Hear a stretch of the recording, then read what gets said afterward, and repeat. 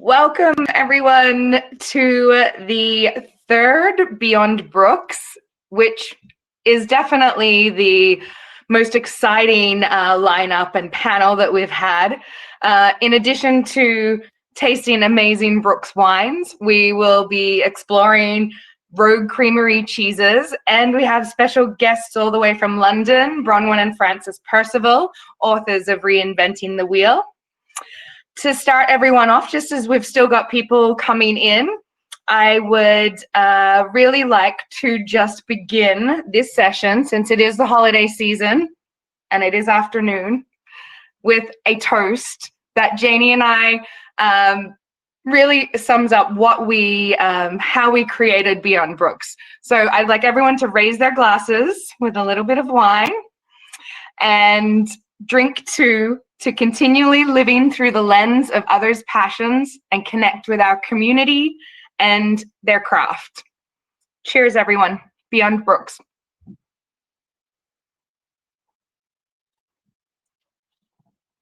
So as I mentioned, we do have a very big lineup today, so I'm going to be pretty brief in getting through all of our housekeeping. I do want to bring those who are new to the format into how Beyond Brooks was created, because it is a pretty unique format.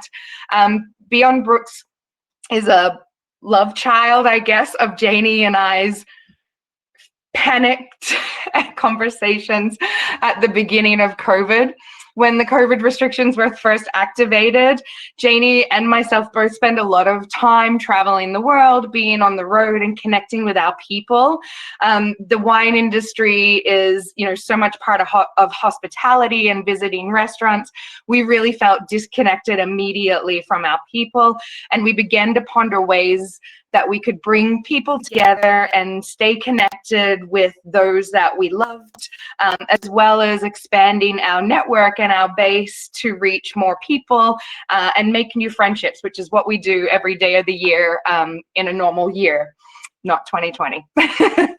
So Beyond Brooks came together because of our shared loves of wine and food and traveling and learning, and we have decided to partner with producers who have the similar ethoses as we do, which is protecting our place and commitments to sustainability in farming and practices and ethical practices in our businesses.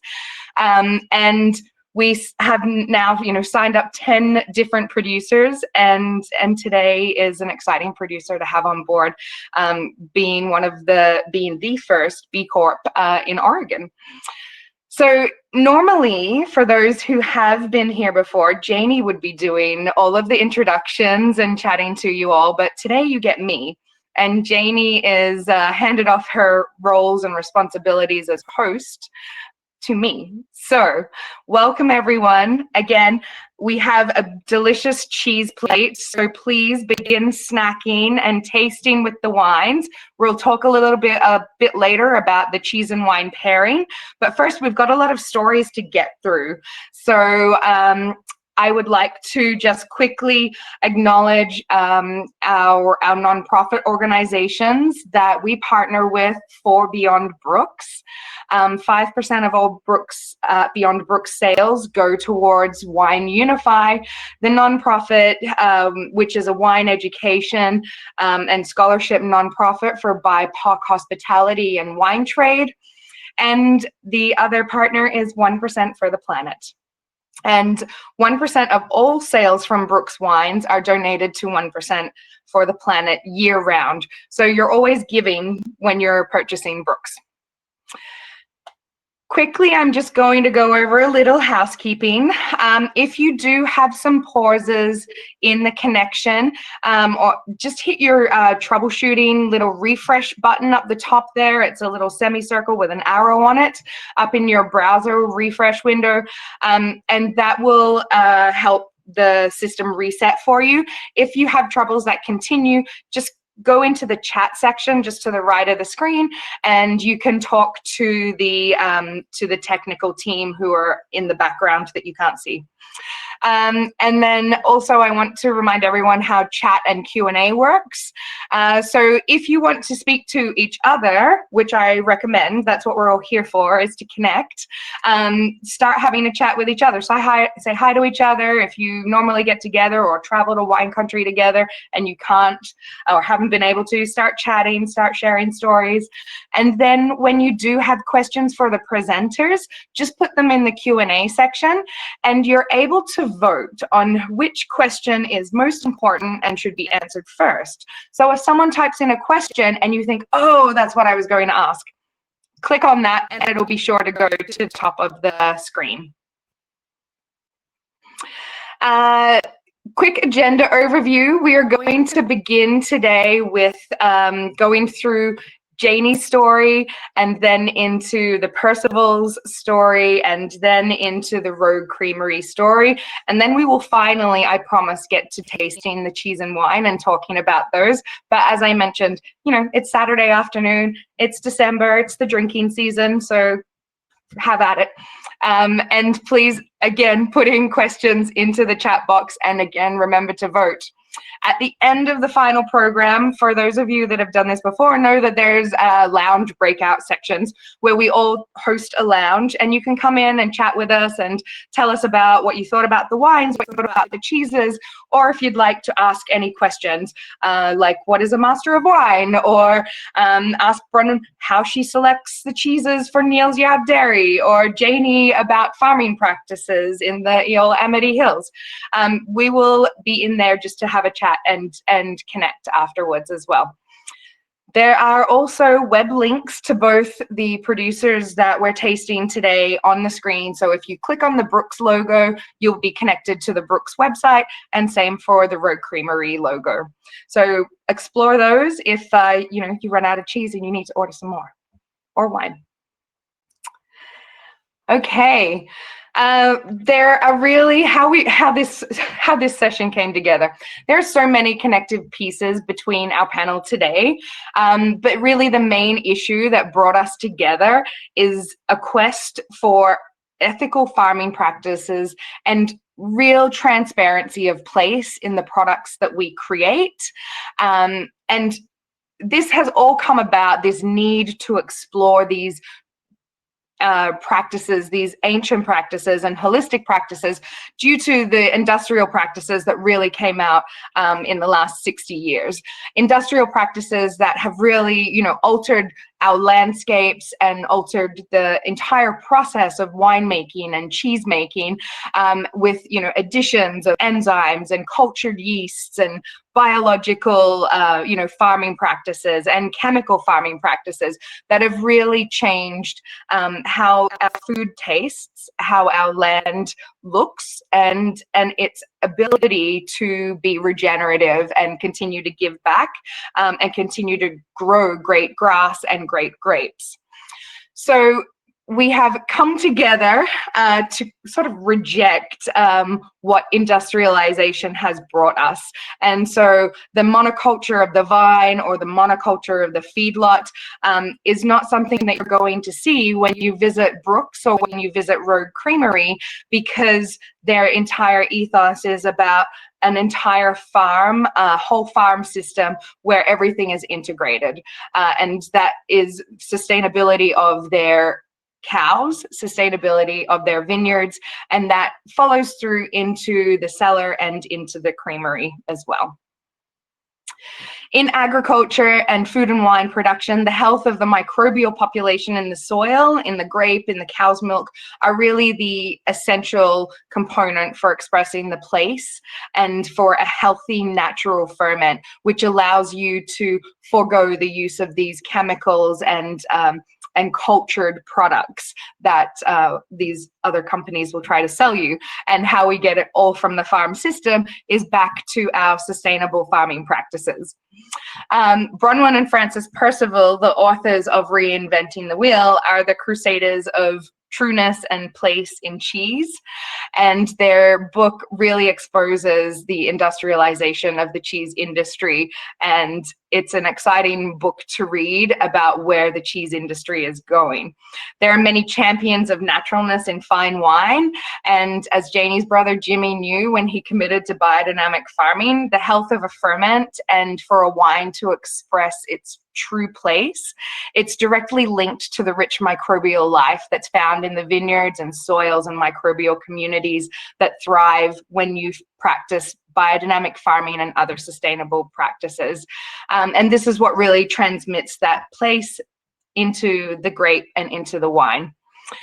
And David follows these practices down at Rogue Creamery in Southern Oregon as well. He's a true visionary in the dairy and cheese industry in Oregon, and he calls Southern Oregon home and raises all the baby calves on his property. And it's all organically farmed. It's Oregon's first B Corp, which is Janie is also one of Oregon's wineries, first B Corp wineries as well. So really this sustainability flows not just from the vineyard, but into the staffing practices and protection of your people as well as your place. And Bronwen is the buyer at Neal's Yard Dairy in London, and Oregon Blue from the Rogue Creamery is the only US cheese that she imports into London. So pretty special there. And I mustn't forget that also David's Rogue Creamery Oregon Blue was also named the world's #1 cheese.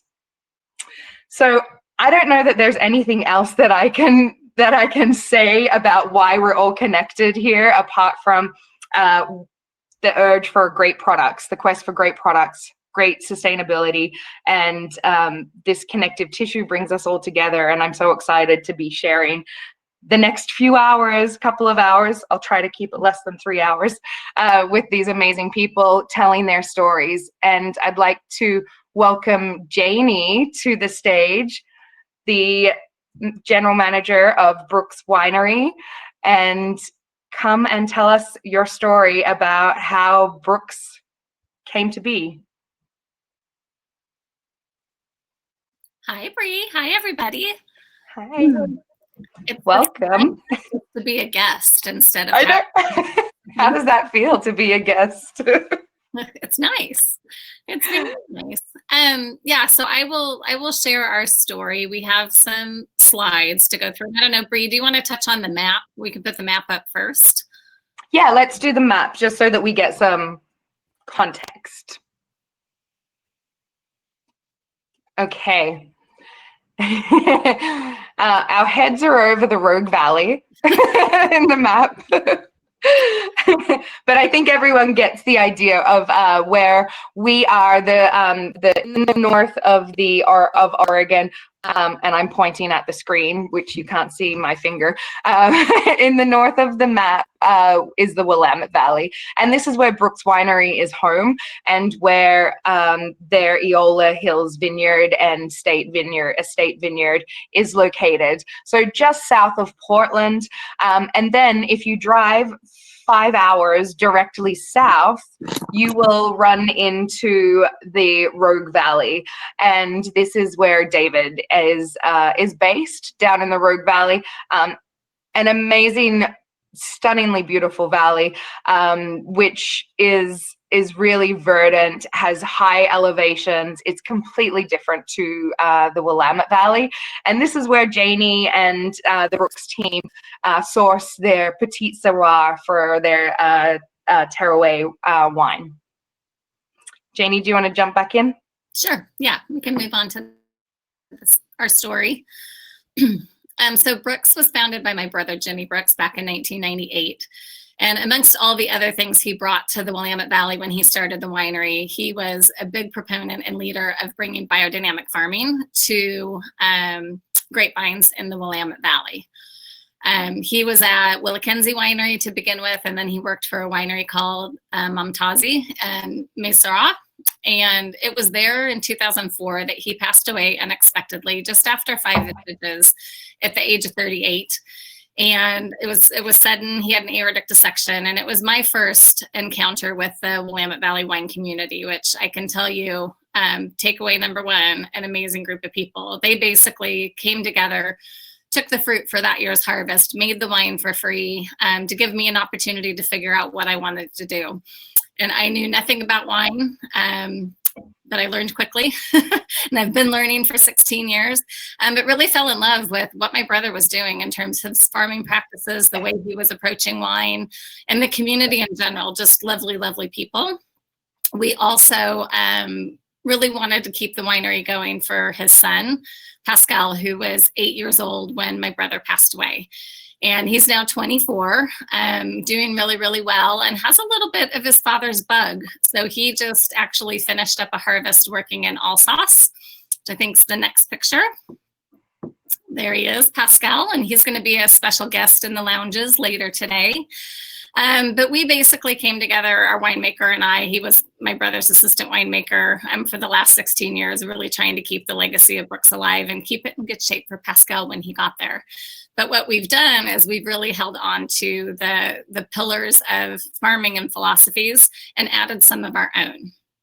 So we have some environmental and social commitments that we have at Brooks that Bree's mentioned a little bit of. We are Demeter certified for biodynamics, and I'm going to talk about biodynamics a little bit more. But we started farming that way in 2002, and we're certified in 2013, and we're certified both in the vineyard and the winery. We are a certified B Corporation, which Bree brought up.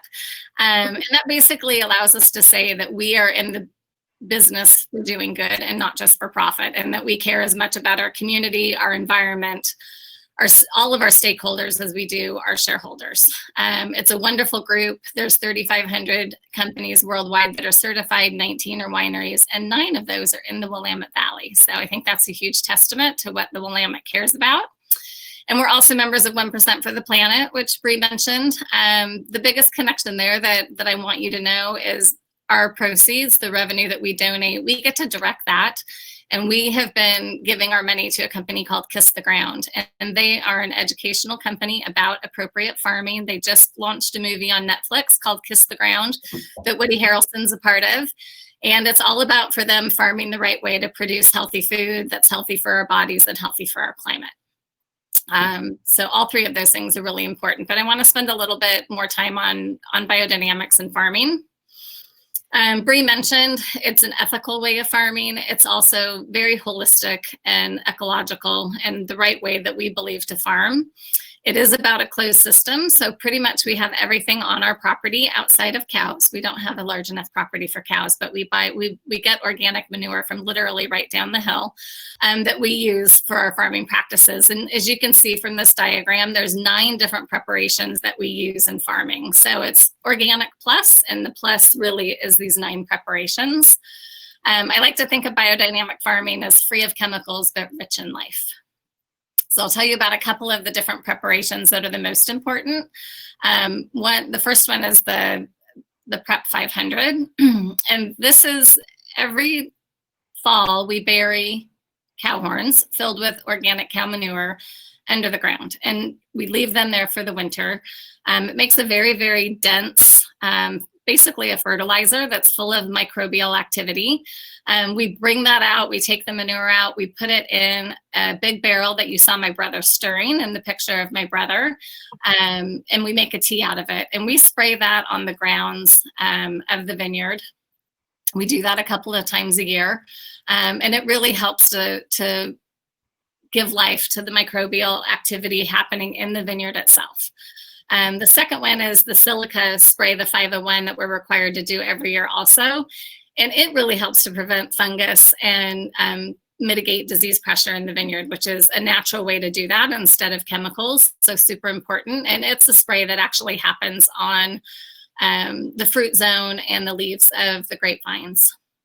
The rest of the preparations, 502 through 507, think of them as medicinal herbs. And we basically put those into our compost along with manure and straw. And we lay that compost down after a year in the vineyard right about this time of year so that we get the rainfall for the next 6 months that really help to absorb those nutrients back into the soil. Go to the next one. And what that leads for us is we've done it all naturally in the vineyard, then we have to do it all naturally in the winery. So one of the things that's super important to us, yes, we have our estate vineyard, but we do buy from 28 other growers, is we keep everything in small lots. And small lots by farm. We don't mix any varietals together. We don't mix any blocks together in those vineyards. It's a lot of work, as you can see. These are all of our fermentations during harvest. But what's important about that is it allows the expression from that particular site to stay with that wine and that fruit all the way through the process. So for those of you that are familiar with our wines, you know we make 60 different wines. Most of those are single vineyards. And it's for that very reason that we can take the fruit from a particular site, not manipulated in the winery. We use all natural, but we have all natural native fermentation. So we're not adding any type of additions at all to the wines, which allow the wines to be a very true expression of place. And that's why we end up with so many different bottlings. If you saw another 20,000 case winery, you likely would see very large tanks. And it's much more industrial for the size, but we really like to do things the hard way. Yeah, and Janie, that naturalness from the fermentations, I mean, it really changes from block to block, and you see how quickly when you're in the cellar during harvest, how quickly these fermentations just take off. And it's started with the yeasts that come in from the vineyard, and then, and stronger yeast comes in to take over and finish. But I love that. I love watching the fermentation process in the cellar, and just how distinctive each single plot is from coming in from a vineyard that really just runs down the hill, and then the people that you partner from continue further down the hill. And yeah, there's so much distinctiveness from those natural ferments. It's amazing. Yeah, and so much reflection of place, depending on the elevation of the site, whether it's east facing or west facing, the age of the vines, the particular clone, all of those things have different expressions. And so by keeping them separate, we really get to look at those and evaluate those before we blend any of the wines. Yeah, I'm always amazed by how many small fermenters there are running in the cellar during harvest. It's an amazing feat for your team. Yeah, it is. This is only about half of a typical harvest. It is truly amazing. And it's, also true what you say, when you're sitting here in the property and you're looking out over the chickens and to the mountains, but you feel when you're walking the property as well, the different impacts of where the forest, gives you shade from the top, and then you get the wind from the Van Duzer corridor, and how that, comes out in the top part of the slope of the vineyard, and then you roll down the hill and you're sitting full in the sun for a lot of the day and soaking it up, and these real, complexities that you get from the different parts of the vineyard themselves. It's what's so important about these small fermentations. Exactly. Yep. Well, thank you so much for sharing your story. I can't wait until we get into tasting these wines. I may have tasted just a little bit of the Telesto Pinot Blanc, but it wasn't my fault. I'm blaming Mike in the chat, who said that the Pinot Blanc and the blue cheese was sending him to the moon. So I had to get on board with that. I recommend everyone just take a little snack break and try that in the meantime. And Frances and Bronwen Percival, who I would now like to welcome to the stage, are well aware of being sent to the moon by amazing cheese and wine pairings. Frances is the editor and food and wine writer with World of Fine Wine, among other many amazing authoring feats. And Bronwen is the cheese buyer at Neal's Yard Dairy in London, who sends wine, cheese all over the world, and gets to visit these amazing farms and tell all of these amazing stories. And I first met Bronwen and Frances in person in another lifetime, when we could all travel and be in conferences together. And Bronwen and Frances and I actually presented a seminar on naturalness in natural fermentations in wine and cheese and beer.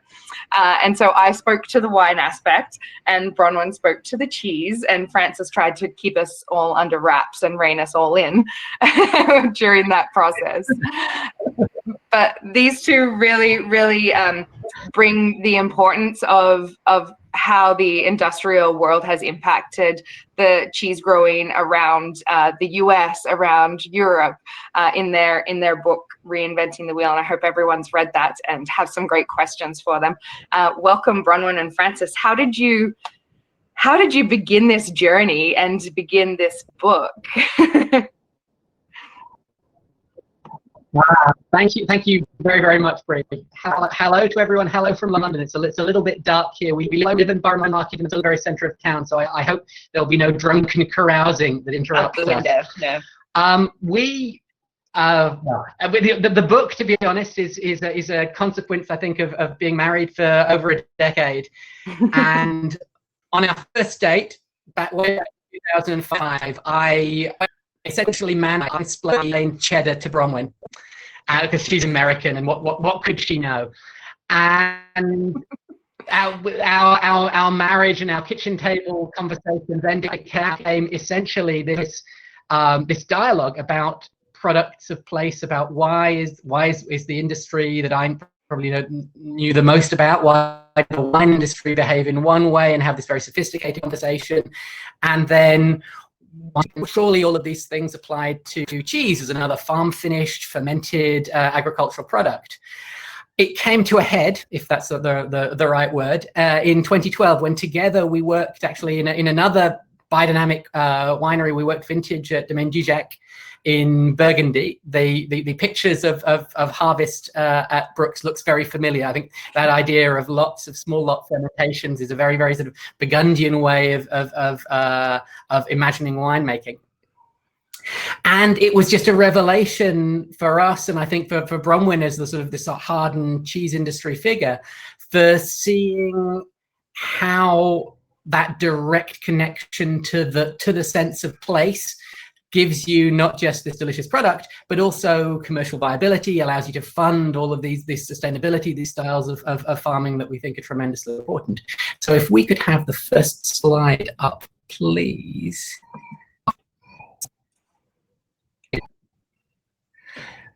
I mean, do you? Well, so the interesting thing about raw milk microbiology, about the bugs that are in your raw milk if you're a dairy farmer, is that they are, as a very distinguished American cheesemaker, Matteo Keeler, says, they are the summation of your farming practices. This is why it's so fascinating when a biodynamic winemaker like Janie talks about this zero input system, this holistic closed loop, because each of your farming decisions that you're making as a dairy farmer affect what's in your milk, and that in theory, if you're a great cheesemaker, you then have the capacity to taste that. So I don't know if Bronwen wants to run you. I mean, I don't think we have to go through this diagram in any great detail. It's mostly to show that there's a web of different routes where microbes are living in these different areas of the farm, even on the teats of the cows, in the milking machine, in the milk bulk tank, all of these places. And all of these are potential reservoirs that we can tap into, or in some cases shut the door on, to make sure that we have the right microbial communities in our milk to make a delicious and unique cheese. So if you wanted to go on to the next slide. So maybe even the one after this, perhaps. Yes, this slide. This is a picture taken by my friend Benjamin Wolfe, who's a microbiologist at Tufts University. And this is actually, he works on the microbial communities found on cheese rinds and in other fermented foods. And he's looking at them as an experimental system, which he can use to model complex microbial communities all around the world. But he thinks fermented foods, and in particular cheese, are a really good system for doing this because they're very easy to culture. They like the sort of environments that you can get in a wine fridge in your lab. But essentially, these are the microbes on this plate that were cultured off of the rind of a Comté cheese from France. And I think one of the really interesting things that they discovered in their research was that while similar cheeses host similarly composed communities, actually when you drill down to the individual species, or in some cases the individual strains of species that you find on cheeses that come from different places, each cheese has its own unique microbial fingerprint, and each farm is actually a place where this microbial evolution is taking place in fast, a microbial generation can be as short as 20 minutes. So you can imagine that the number of generations you can get by changing your farming practices, you can impact and evolve those microbial communities in what we think of as very rapid time. And that's really exciting from the perspective of cheese, because when you have unique microbes, those are in many cases the source of the cheese flavor. And so how we essentially highlight the microbial fingerprint of our farms, it can have to do with all those farming decisions that you saw on that previous slide. It can also have to do with things that we do in the creamery. So if we can actually have the previous slide now, if that's possible. One really good way of doing this, which more and more people are, which is very prevalent throughout much of Europe, all Parmesan cheese, all Comté cheese, many of these Alpine cheeses and cooked pressed cheeses are made using a technique called continuous whey starters, which I see people talking about sourdough in the chat.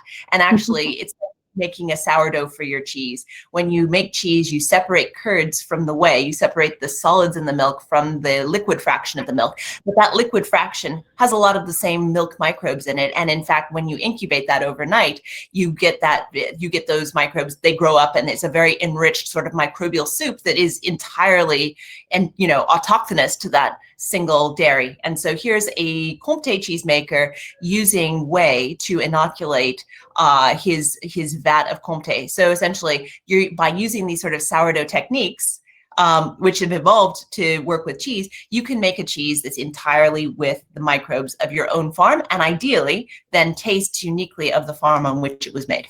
And I think the important thing here is that it's Comté. It's sort of the French.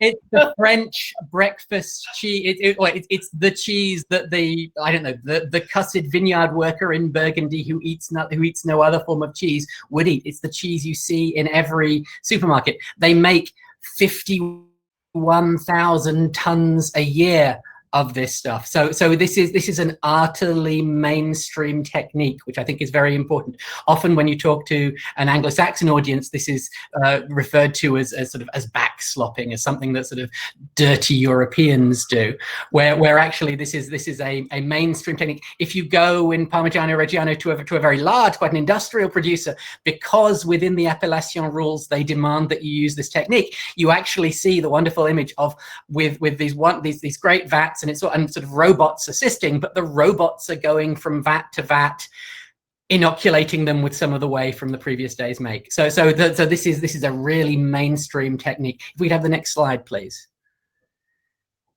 Because this, I think, becomes the interesting question when we're discussing the industrialization of food systems and the industrialization of cheese and how we feel about them, because there are some really difficult questions. So here we've got two different cheeses. They are both, if you look at the recipe, they are both Camembert style.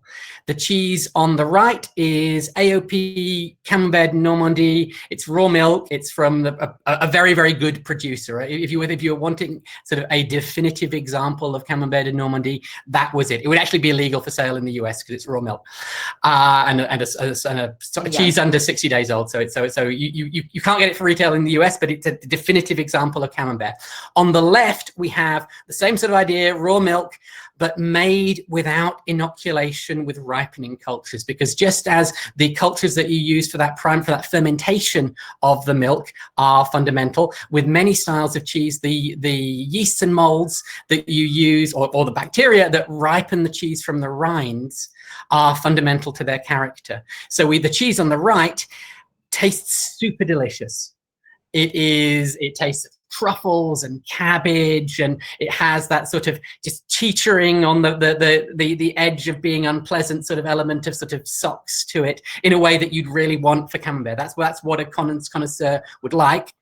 Whereas the cheese on the left is a little bit more spicy, is a little bit more difficult tasting, is a cheese that certainly if you're a retailer that you have to pay much, much more attention to. And so what's very interesting is our idea of Camembert itself is something that has been formed by this technical artifice, essentially by Pasteur Institute scientists. Across the first half of the 20th century, there was a profound debate within France about what color rind does the true Camembert have? If you look at reports from English sort of cheese industry people who went to France in the late 19th century, they were talking about Camembert with its distinctive green rind. All of those cheeses were like the cheese on the left. And then the thing that eventually arrived at sort of the white-rinded Camembert that we know now is that those white rinds are much more shelf-stable. If you're sending a cheese out for sale in a distant city, that will give you a longer sales window. It is more useful commercially. So I think we have to be very aware about where these interventions come from and what really are the flavors. And the flavors of some of these interventions can be extremely delicious. But are they ethically where we want to be? It's like the merging of of the industrial with the natural. And so yeah, when we do want to share our products around the world, we maybe need to compromise on some of these concepts. But if we're enjoying them in their place of where they're raised, then possibly we can have the more raw or natural version of it. Almost the same as, filtering a sweet wine before you bottle it to send it to market. We'd rather not have to filter it, but we also don't want our bottles exploding when it starts going through a secondary fermentation in bottle or some other microbial soup starts to compete for the flavors in there, for the sugars. Yes, absolutely. I mean, I would say if you visit winemakers, then it's a very common experience that you have this amazing taste experience tasting from cask in their cellar where it hasn't had to travel at all. It's always been at the right temperature. And then whether that can get consistently to the New York market, to the Californian market, to the Oregon market is a very different question. And to be honest, I think winemakers traveling has been one of the great agents for me of bringing hygiene to winemaking and to bottling, just because having people seeing their own wines in different markets and thinking about, is that how I wish it to be? And it's very, very similar with cheese. Bronwen deals with some cheeses that I think in the US are sometimes different cheeses. Yeah.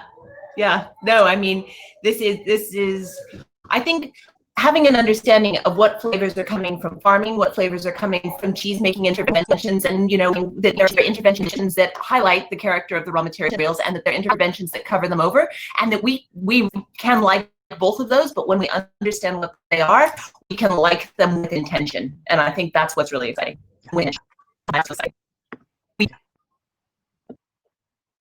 Yeah, I love that appreciation of and understanding of those connective pieces. Well, it's an absolutely fascinating read, and my copy, which is sitting under my cheese plate, is quite old and has a lot of wine spilt on it. But I have all of these dog-eared pages from little notes that I'm taking, where I relate it so much to the cheese world, to the wine world, the cheese and wine crossover, and to what Janie mentioned a little earlier with Kiss the Ground and the importance of rebuilding soil, that the nutritional load that comes when we are able to really embrace those microbial connections and the the true farming and unadulterated product. So thank you for an amazing diversity work and for being here today. I can't wait until we get to taste all of these wines and cheeses together and talk about it. But I'm now going to bring up David to the stage so he can tell his story. And I believe that David from Rogue Creamery, welcome. I believe that David actually has a long relationship with both Bronwen and Frances before they even met each other through the cheese world. I could ask you so many questions, David. It's reading about Rogue Creamery and knowing the beautiful environment of Southern Oregon. How did you end up at a 1933 creamery, and what brought you to really develop the really important quest for sustainability and for B Corp and all of your commitments to ethical practices in this small rural valley? Well, thank you for the introduction, and it's so great to be here and to share the stage with a phenomenal winemaker and these biodynamic wines, as well as to be reunited with Bronwen and Frances. And as you know, Bronwen and Frances and I traveled back nearly 20 years ago, where I met Bronwen a year following winning a reserve champion in best of category for my cheese, Rogue River Blue. And I felt like, well, maybe there could be a market in Europe. And yes, indeed, Bronwen felt there is a possibility, and she consulted with Randolph Hodgins of Neal's Yard Dairy, where she was and still is employed, and they felt like, yeah, they'll support Rogue River coming over and to the UK, and that was a proud moment. And it took some time for us to get to that point in which we could export, because, as you know, we import a lot of European cheeses that are very diverse, some pasteurized, some raw milk cheeses, but raw milk cheeses weren't allowed to be exported into the EU at that time. So it took some work, and really proud we got the cheese there. It took 3 years. And yeah, so our relationship goes back a few years. And you know, the creamery, it just presented itself one day. I was looking to open a wine and cheese bar, and I needed cheese, so I was sourcing that cheese locally. And I went to the Rogue Creamery and took a tour with its owner, Ignacio Vela, and it was interesting. At the end of that tour, we were enjoying some cheese and espresso, and he presented his keys, and I looked at him and questioned why he presented the keys. I just simply wanted the cheese. He said, if you want my cheese, you're going to have to make it yourself, because I'm going to close her down. But, wow. So then you have 3 weeks to make that decision. So here's a historic creamery founded in 1933 by a cooperative, and later acquired by the Velas and the Viviani families, 2 Italian families. So the creamery had a heritage, and the brands were iconic brands. Rogue Gold, Cheddar. You know, we talk about Bronwen and Frances spoke about Comte. I like to think about Comte as the cheddar of France. You know, everybody like we eat cheddar here in the U.S. So, of course, the complexity of Comte is much more complex than the industrial cheddars, but we also have farmstead and artisan cheddars here in the U.S. So anyway, I did my research and landed on the creamery. And that's an amazing commitment. I'm fascinated. Yeah, how you ended up becoming a cheesemaker and farmer. So, you know, it's being a farmer is part of my family heritage, and similarly to Bronwen, I grew up in 4-H. I grew up on a ranch, and so it was a natural progression for me to move in to farming, and it was calling me out of corporate. I was living a corporate life then, and really called back to agriculture and creating food, creating a sustenance for enjoyment and bringing people to the table. So that's quickly how it happens. So, and I really worked to create a cheese that represented a new generation for Rogue Creamery. And first slide, and that cheese is Rogue River Blue. And this is what really brought Bronwen, Francis, and I together in the UK, but also defined the flavor profile of the Rogue River Valley in a cheese. This cheese just encapsulates it, right? You notice the rind, the exterior, it's wrapped in Syrah grape leaves that have been soaked in pear spirits, and this really just set the mark for a cheese that represented a new generation for Rogue Creamery and cheese making, and put the flavors of the Rogue Valley and its personality into the marketplace. And we'll get back to that cheese because I know Francis and Bronwen have it. Next slide. But I was really challenged because I looked at the landscape of dairying in the Rogue Valley, and it was going away. Dairies were becoming suburbs, and also horse farms, and dairy people were retiring. So I decided to buy an organic dairy and also become the steward of that dairy. It didn't quite work. I had to rebuild it. So I created a sustainable dairy that is really focused on the pillars of sustainability, environmentally, socially, and economically. And you can see it has a photovoltaic system on it as well. So really committed to regenerating energy, but also sequestering carbon through our pastures and the preservation of our wetlands.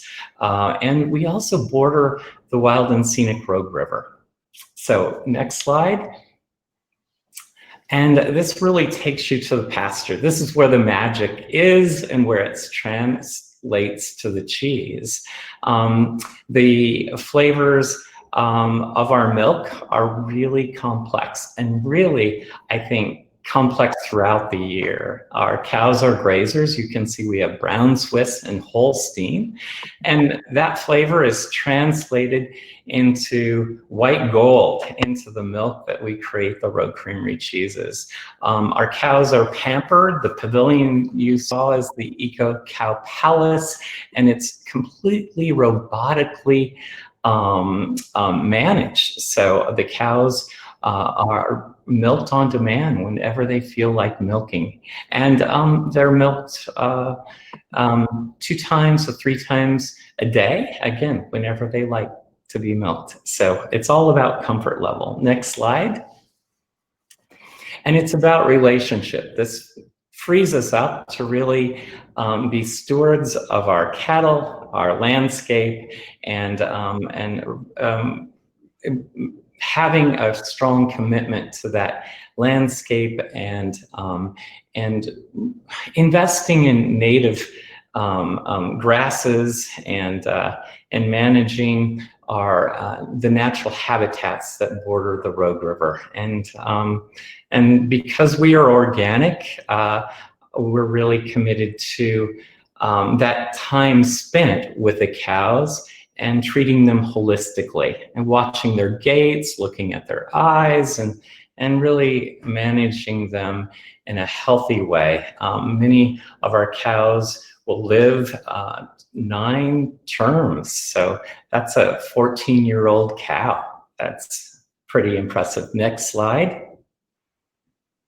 Our cheese making practices are open vat, as Bronwen and Francis shared. This really expresses flavor and also the microbial personalities expressed in the environment. And also in our cheese caves, we do have a mother wall that has been expressing bacteria and flora and fungus on our cheeses for now 88 years. And it creates that rogue sweetness that you get in our cheeses, as well as that rogue savory note. So I just want to express how excited I am to share this afternoon with you all with another B Corp. You know, we are using our resources together to have a positive impact socially, environmentally, and economically. And it's just a beautiful commitment. So you're doing it one glass at a time, and we're doing it one wheel at a time. So it's beautiful to celebrate that with you all. Cheers. It is definitely a beautiful commitment, and I love, you know, where you are, David, as well, the number of producers that are starting to move towards biodynamics as well. And I know from speaking with producers like Cowhorn and Troon down in the Rogue Valley and Applegate Valley, where you are, how committed you are to the community, to the cheese community, to the wine community. And it is very special, as Janie mentioned, like the Willamette Valley. It's just something about Oregon where everyone gets together and shares information and rolls up their sleeves, and as long, you know, that high tides rise all ships. And yeah, thank you for the wonderful work that you're doing down there and your truly inspiring story. And now we can finally get into the cheeses. I know everyone else in the chat has been getting into these cheeses, and my tummy is grumbling. Can we bring up Janie and Francis and Percival? Really all about those cheeses. He was. Oh my goodness! Yeah, it's the chat. And say, let's get cheesy. So good on you, Mike. And I wanted to wave back at Julie as well, joining us. So it's great to see some familiar names in the chat. Good. Well, I have my cheese plate. I also have more behind me because I think we're going to really explore these cheeses and the wines. So shall we start with the Petite Syrah? Yeah, let's start with the Petite Syrah. And there was a suggestion to just touch a little bit on food and wine pairing. And all I want to say about food and wine pairing is drink something that you know you're going to enjoy and pair it with something that is a high quality product. And that is almost all you need to know about food and wine pairing. However, we will see with this Petite Syrah and the salty and the stout, it will, the fat and salt in the cheese will bring the wine to be very forward and fruity, and that's really what you look for when you're trying to pair a high acid, high tannin red wine with some food. Look for some fat and some salt, and that's why these cheeses, I think, are perfect with this wine. David, how about you? Yeah, first of all, congratulations on the wine. It's delicious. And I just love the leather notes I get in it as well. And it's just, the tannins are just so balanced, and it just calls for cheese, doesn't it? Yeah. Beautiful. It so really does. Expresses itself beautifully. And then starting, as you said, with a chocolate stout, it's the most mild of my cheeses that you have. And this is just about 1 year age, and we're actually going to build to a 4-year age cheddar after this. So that would be the Mountain Azalma. But again, this is made in an open vat. The curd is hand cut, hand cheddared, hand milled, and then at the point at which we're we've milled the curd and add salt back to the curd. We're adding a chocolate stout, organic chocolate stout that's created by another B Corp, HUB, Hub. Yeah, Urban Hop Works is creating this organic chocolate stout. And what I get when I taste the Petite Syrah and the chocolate stout, I really get that expression from the cocoa nibs coming through. That toastiness is really coming through. So I like that I'm getting more of that in the cheese. And I really get more of an expression of the wine. I think the wine is really in the spotlight with this cheese, and it's a beautiful pairing. And we picked this wine because it comes from Southern Oregon. We started making Petite Syrah a couple of years ago, and one of the things that Chris does is he treats any varietal that's not Pinot Noir the same way that he would make Pinot Noir. So it goes back all of it being an expression of place and fruit. So there's very little oak on this, 18 months in barrel, super cold fermentation. So there's not a lot of extraction. So it definitely falls into that pretty category. Like most of our wines do, we're very proud of, because then they are a great complement to things like food and cheese in particular. Yeah, which is definitely one thing that Petite Syrah is normally not accused of, is being pretty. It's normally a bit of a monster of a grape. And combined with, the way that Chris handles this in the winery, the really gentle extraction and just really trying to coax the place out of the grape.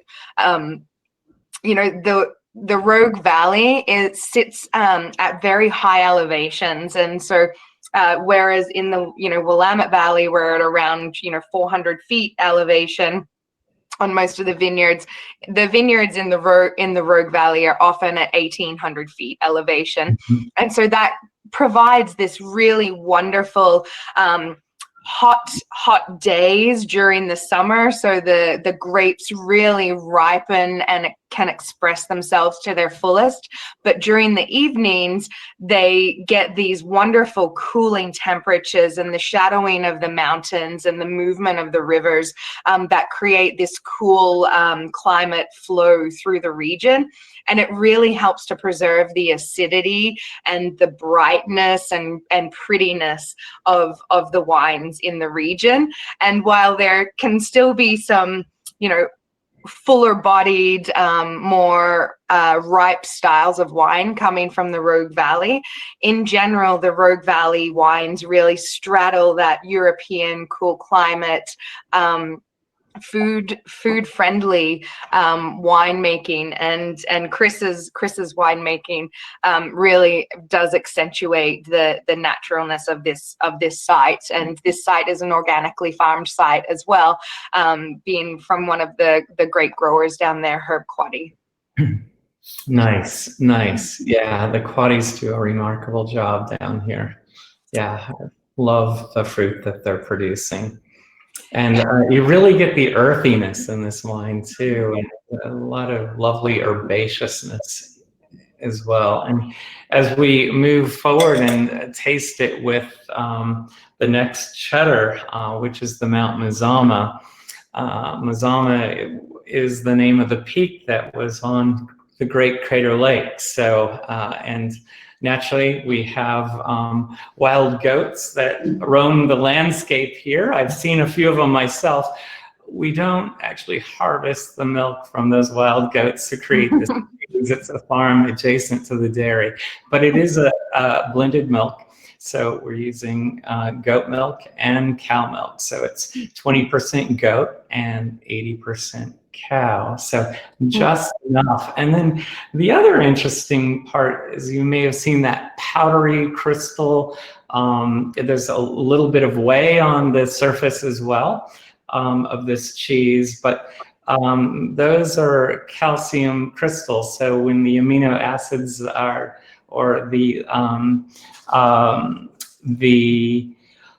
I'm just got excited. The lactic acid is separated from the calcium, creating those crystals on the surface. So And so it gives you a little bit of crunch, and I like to call them flavor crystals. There's no flavor in them, but it's just really expressive. So it adds to the textural experience of this cheese. And I got a wow moment when I paired these two. You know, it really brought out and expressed what I describe as the herbaceousness of the wine, and it really put the fruit forward, but it also brought out the tanginess in the cheese too. So, and I think it elongated the cheese, and there was both a toasty flavor note in the wine as well as the cheese. So it was quite fun. David, when I had this cheese for the first time, it's mind blowing to me. I love texture and that pop of the whey on the outside. I thought it was salt crystals. I didn't know what the textural components were, but it was just so nice and salty, and the pop of those crystals on the outside and the texture just really works so well with this wine. And you're right, the flavor is so long, and it brought out all of the beautiful cherry nibs in the wine, but it also brought out all of that, the wild pines and spruces and madrones that are in the landscape down there as well. It brought out this foresty, herbaceous note with the cheese and wine together, and they were just so lively and energetic for me that I absolutely fell in love with this cheese, and I'm addicted to it now. So this is my house cheese now. Good. Yeah, it's a lovely table cheese to have in any house. So it's lovely to share this with everyone. And it has. David, I don't know if this is to ask about Bronwen as well, is that it's distinctively different to the cheddar. The cheddar stout is so creamy, but is it the goat's milk that I'm tasting in the Mount Mazama that gives that? It's almost like a high acid tone to it, and almost like a wild savoriness. You know, I think it's very interesting. Hard goat's cheeses do tend in general to have a slightly drier and more crumbly / crystalline texture. I think, as David mentioned, the fact that this cheese has been aged for a really long time probably is also contributing to that. And it also sounds like maybe some of the microbes that are in there are contributing to the formation of those calcium lactate crystals. But definitely, I do think that goat's milk cheeses do tend to have that more acid and more crumbly, friable texture. Yeah. It just amazes me. Both of these products have such sense of place for the Rogue Valley. You know, that crispness, the juiciness, the high energy, the just purity in flavor profile. Well done, both of you. And so the next cheese is our Crater Lake Blue. Shall we taste this with a Petite Syrah? And so this was a fun discovery because Janie sent the wines down for us to taste, and we brought the team together and we put out the blues. And there were just these wow moments, and there was just something that kept drawing me to go to the cheese cave and bring out a wheel of Crater Lake Blue. And this Crater Lake Blue is aged 1 year. So you'll notice again the crystalline effect. And it's in this, it's a different crystalline effect. It's bruchite crystals. The phosphorus and calcium are ubiquitous minerals of milk, and so with the right acidity, those crystals are created and expressed in this cheese. So you really get a lot of crystalline effect in this cheese, similar to Bronwen and Francis, the Rogue River Blue that you have. Yeah, so very similar.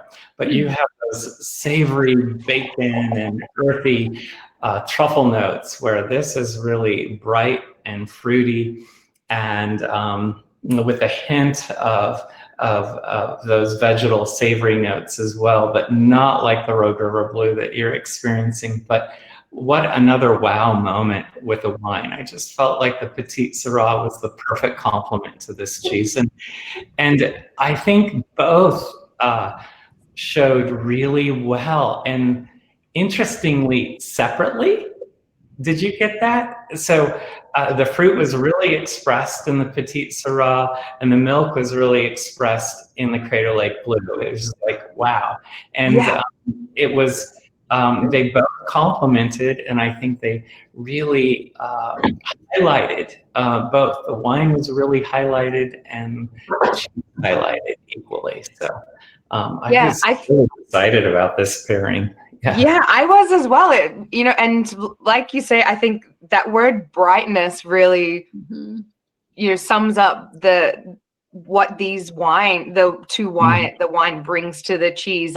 They both make each other brighter and more precise, and really, really elevated on the nose and palate, and just make the flavors so long as well. And I'm jumping onto the Telestro because I absolutely adore this wine, and we never get a chance to drink sweet wines as much as we would like to.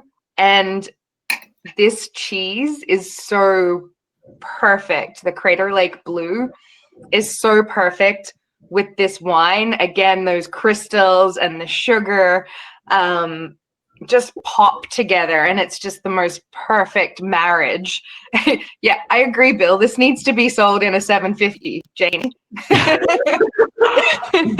Yeah, and I felt like, wow, the Pinot Blanc also really brought out the cocoa notes in the chocolate stout cheddar, but it also really highlighted the grassy notes. So I felt like the goat milk was expressed with the Petite Sirah, but with this wine, it really highlighted the cow milk. It was just so beautiful to get to again get those grassy notes coming through with the Pinot Blanc. And the Crater Lake Blue was a wow moment with the Pinot Blanc.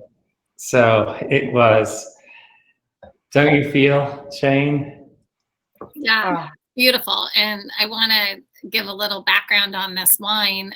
Many of you that are Brooks fans, you know Dick Crannell. He's one of our greatest farmers, and he has the 20 acres right below our estate, and that's where this Pinot Blanc comes from.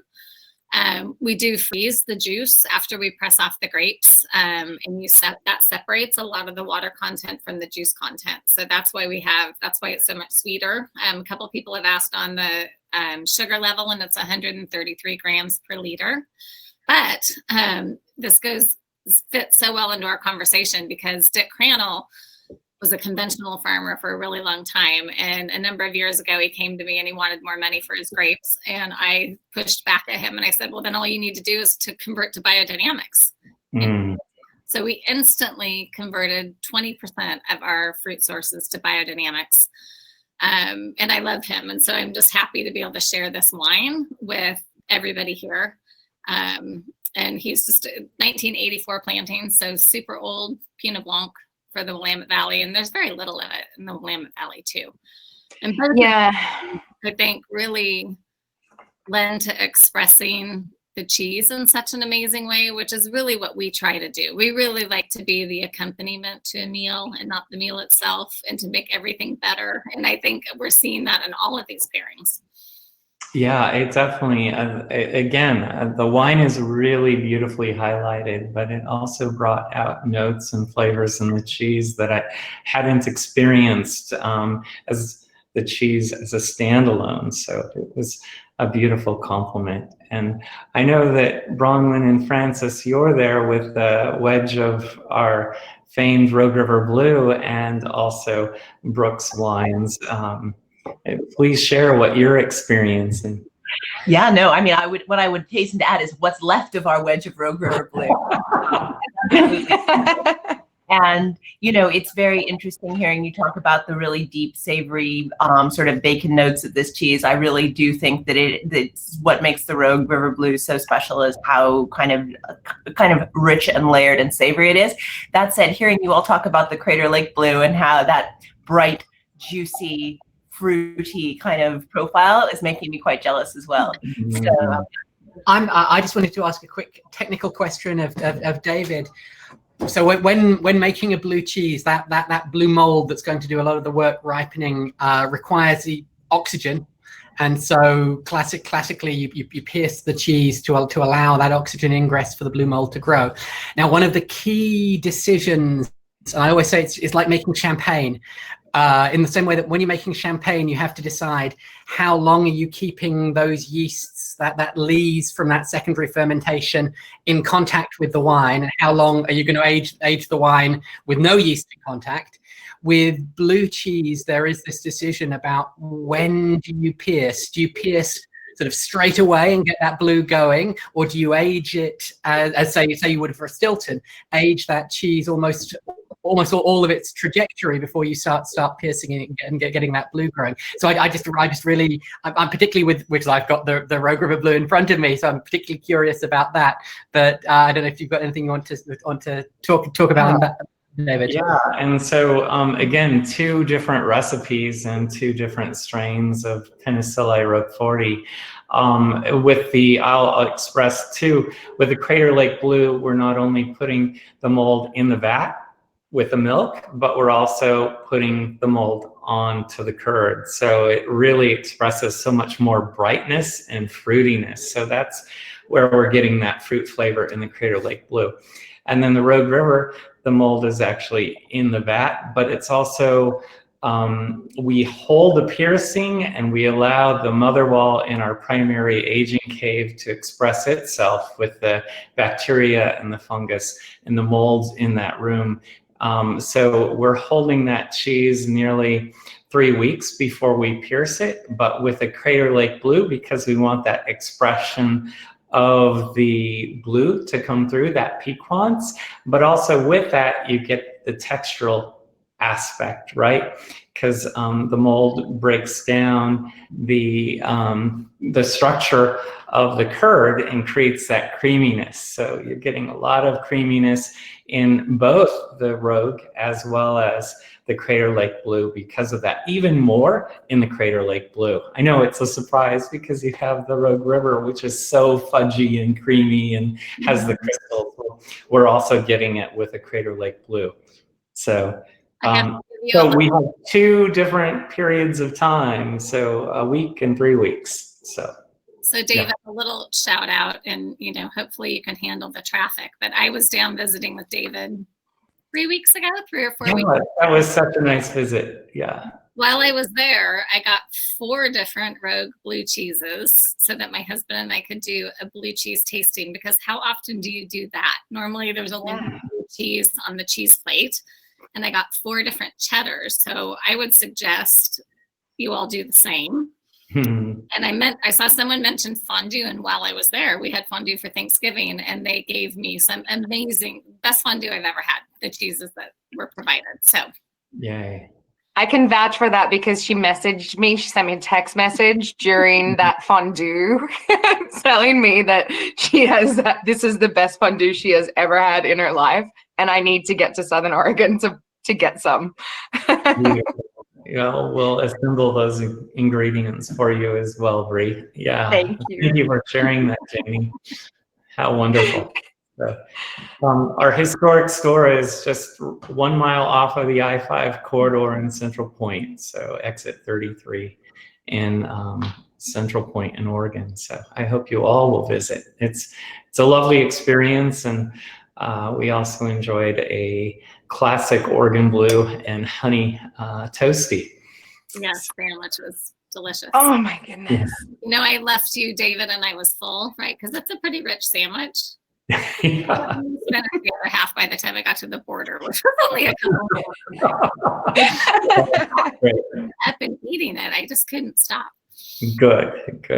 Yeah. We've we've worked on that recipe and partnered with a local baker. Coquette makes the bread for us, and they do just such an outstanding job. I see a lot of sourdough cultures being discussed, and Coquette has their own special mother there that is so distinctive. It's a delicious bread. I wanna have the grilled cheese, the blue grilled cheese toasty with Brooks's Riesling sparkling. That sounds like the perfect pairing for me. Yeah, it would be. It would really highlight the honey flavors. Yeah. And oh, it would be truly amazing. David, I think you were just delivered a bunch of sparkling, so you might have to give that a try and let us know. Right, I reserved one for myself. I distributed it and shared it as a entrepreneur of a B Corp with the team. So.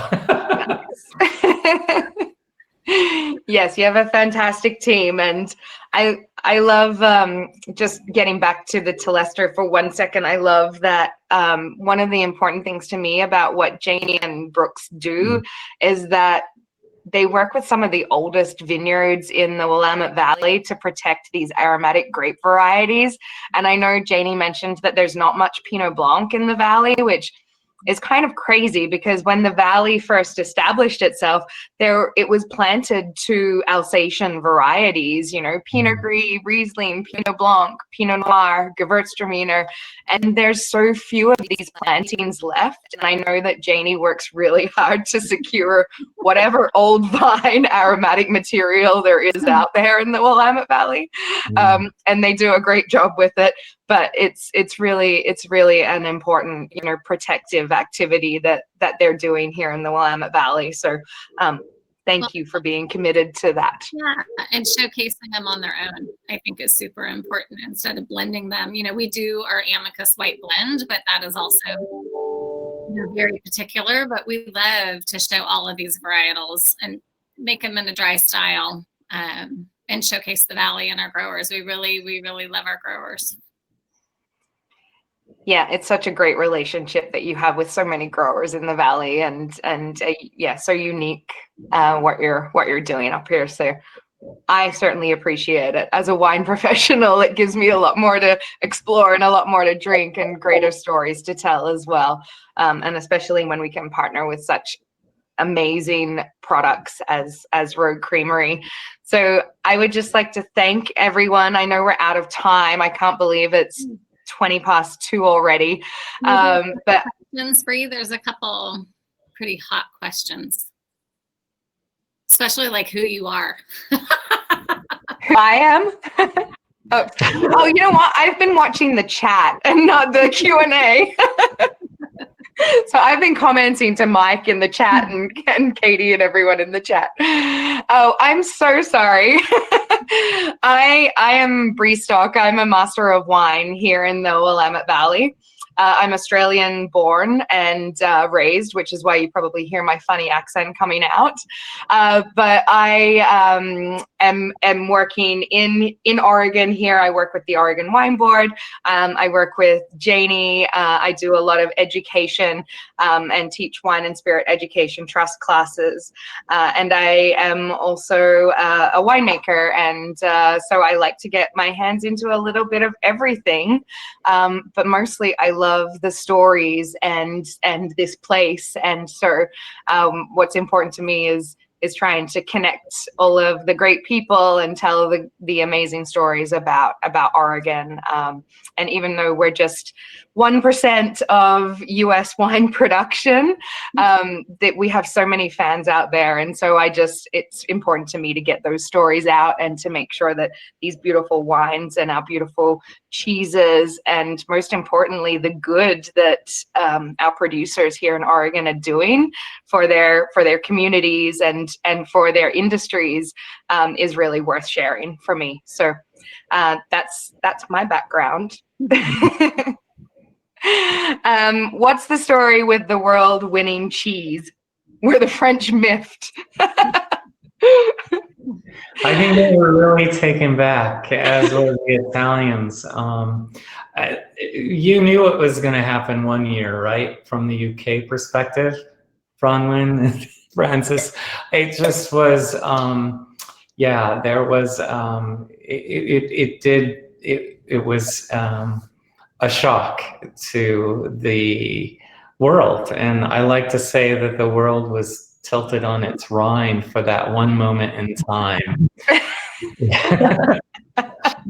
And speaking to the organizers, the road was just at its peak. It was so perfect and really expressed all those notes, from the fruit, the pear notes, to the Himalayan blackberry, the huckleberry, and the truffle, and to those savory bacon notes that we've discussed. It was just right there. So I'm really proud that it was recognized, and I share that with my entire team, because it takes a team to create this cheese. We work 2 years in advance to create a release, from creating the pear spirits, to soak the leaves, to hand picking the biodynamic and organic Syrah grape leaves and preserving those leaves in the pear spirits, and then creating the cheese from the autumnal equinox. And it's very much our weave to biodynamic, and we only make this cheese from the autumnal equinox, September 22nd, to the winter solstice on December 21st. So it's a short window, and it's a very limited release, and I have your allocation covered, Bronwen. Well, and David, you know, it's such a huge win for the United States, right, in terms of presence of cheese making. And we saw that happen when the Irie Pinot, you know, won best Pinot in the world in Europe too. And that brought the spotlight, right? So the spotlight's not only back to you in Oregon from a cheese making standpoint, but it's going to help producers across America to get more attention as well. So kudos to you. It's great. Janie, I absolutely agree. I actually think that those sorts of global wins are often most impactful in their own domestic markets, because it gives consumers, it gives the market a sense of exactly where these products have been benchmarked. This is a very serious thing. It's not just sort of, oh, it's just the thing that they make down the road, and oh well, it's the exotic thing we get from far away is so much more interesting. Right. So yeah, no, I think the American cheese industry is in a very exciting place at the moment. I think there is a lot of, and particularly actually, to be honest, expertise coming from places like France, where I think the capacity for entrepreneurship within the US is very attractive. Actually, to be honest, something very similar is happening in Australia, in terms of attracting talent from France to come and share perhaps some of this technical expertise that the French have institutionalized really effectively, with a chance to do new things, to really discover, in the same way that the story of the Willamette, the story of Oregon wine is throwing things at the wall and seeing what happens, what sticks, what's good, what's not. And something very, very similar is happening with cheese. It's sort of what is our native cheese? Yeah. There's a really great question in here. Oh, and Francis, I'm just going to correct you just this once. It's Willamette, damn it.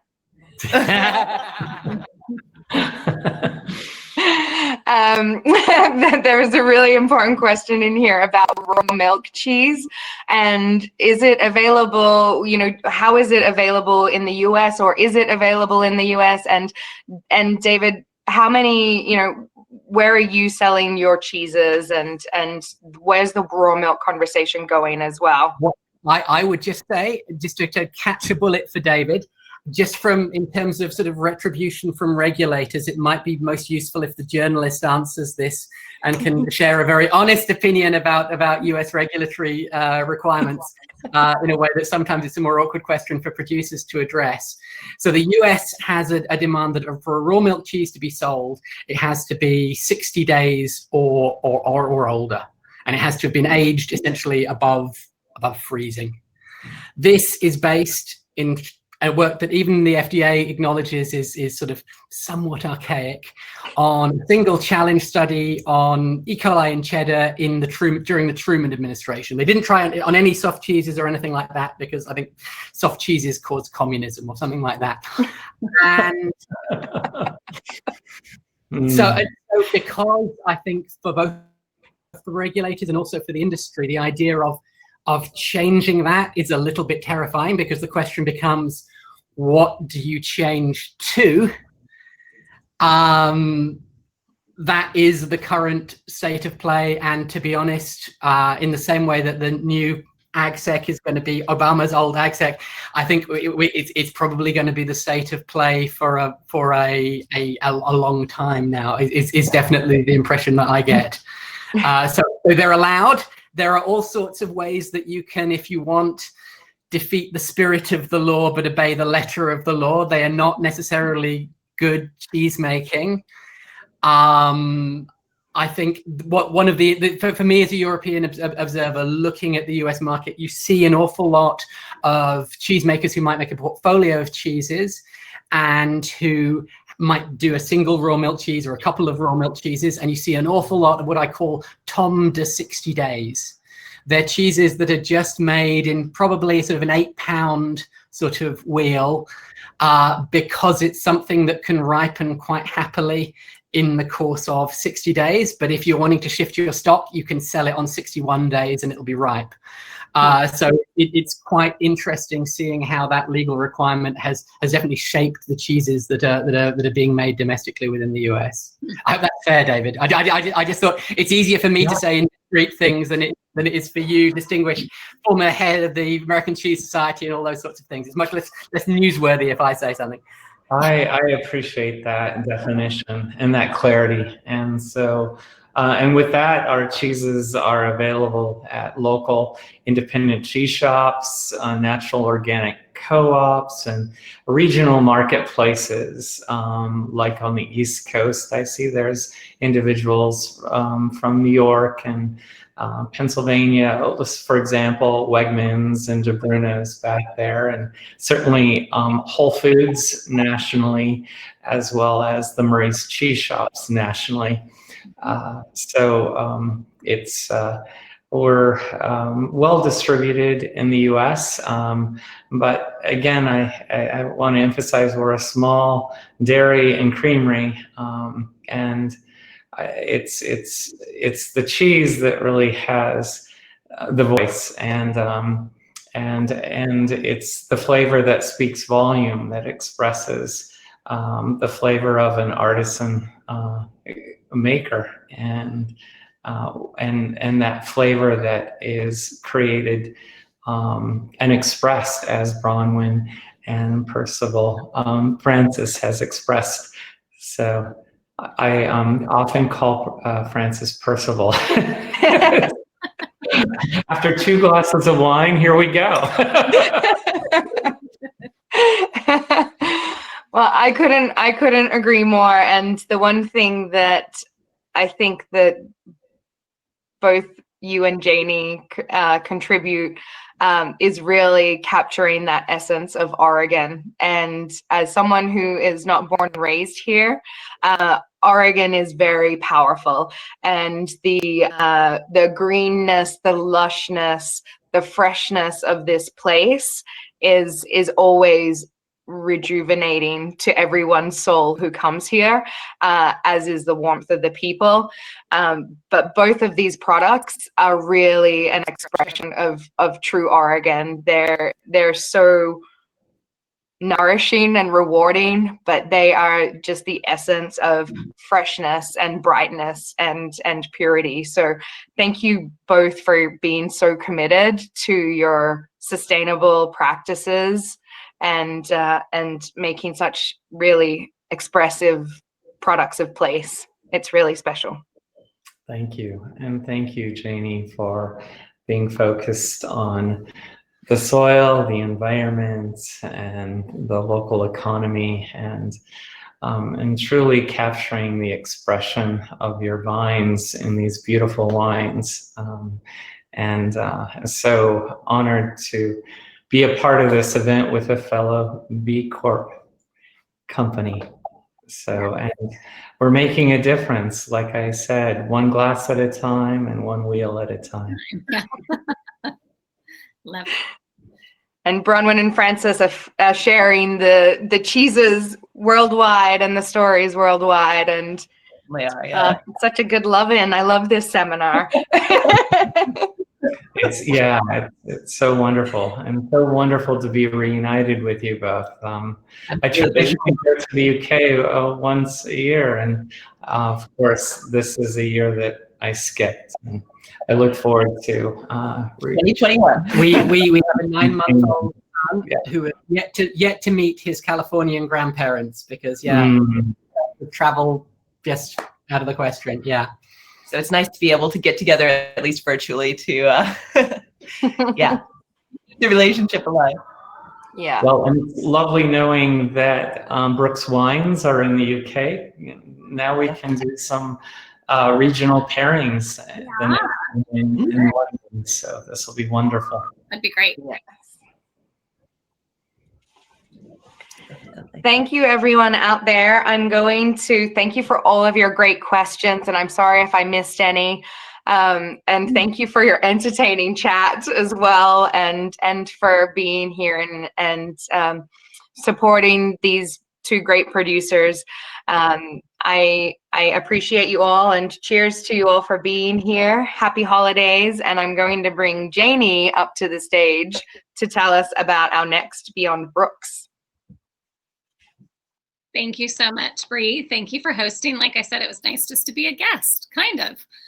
I do want to share with you all the next Beyond Brooks. So this is number 4. It is coming after the holidays in January, and it is going to be fabulous. So I've kind of gone on a personal mission to make sure I go sit down, Bree and I both sit down and meet with all of our producers that we're working with. And the next one is not only a fellow B Corp, but they are also members of 1% for the Planet. It's called a B1. It really is a thing. So we are both B1s.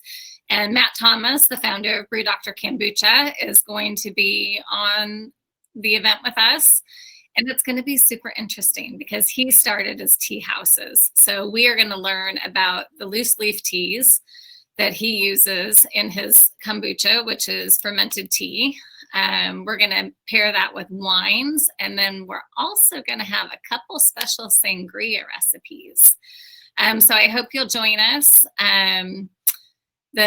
You can sign up online, and these are also great gifts. We have 6 more Beyond Brooks scheduled through next June. Bree and I are looking at adding a couple more, but they're great holiday gifts too for people. Really appreciate you guys considering it and you being here today. This was our biggest crowd ever.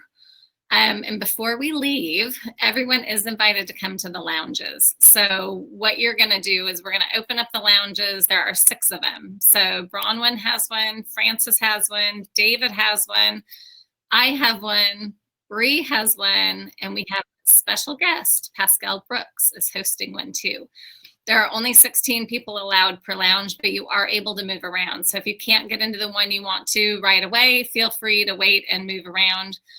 But we look forward to seeing you in person and to be able to answer your questions. And there's also a photo booth. So hopefully everybody will take a photo. With that, I just want to say thank you, both to David and to Bronwen and Frances. Just amazing, fascinating. I feel like we're doing good work together. And I hope everybody learned a lot. I know I've learned a lot by doing these, and it's super. So thank you very much. Cheers, everybody, and we'll see you in the lounge.